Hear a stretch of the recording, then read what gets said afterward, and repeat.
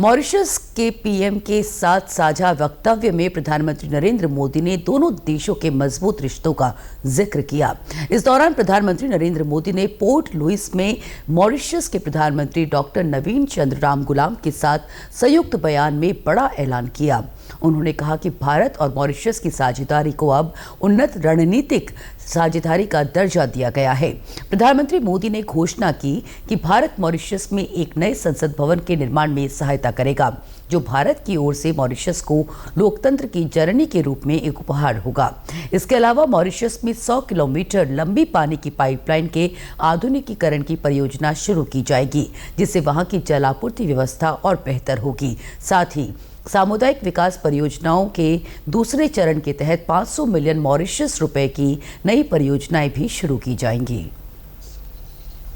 मंत्री नवीन चंद्र रामगुलाम जी का और मॉरिशस सरकार का आभार व्यक्त करता हूं। साथियों, भारत और मॉरिशस का संबंध केवल हिंद महासागर से ही नहीं, बल्कि हमारी साझी सांस्कृतिक परंपराओं और मूल्यों से भी जुड़ा है।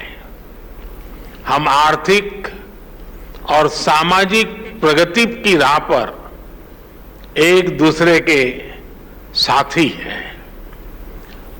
प्राकृतिक आपदा हो या कोविड विपदा, हमने हमेशा एक दूसरे का साथ दिया है। रक्षा हो या शिक्षा, स्वास्थ्य हो या स्पेस, हम हर क्षेत्र में कंधे से कंधा मिलाकर चल रहे हैं।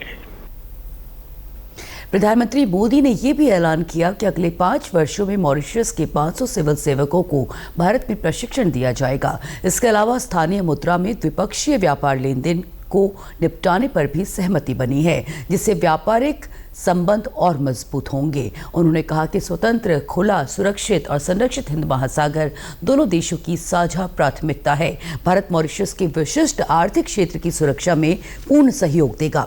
प्रधानमंत्री नरेंद्र मोदी ने कहा कि भारत मॉरिशस के संसद भवन को बनाने में मदद देगा।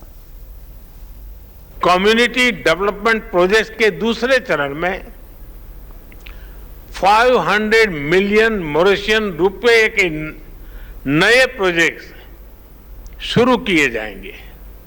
अगले 5 वर्षों में भारत में मॉरिशस के 500 सिविल सर्वेंट्स को ट्रेनिंग दी जाएगी।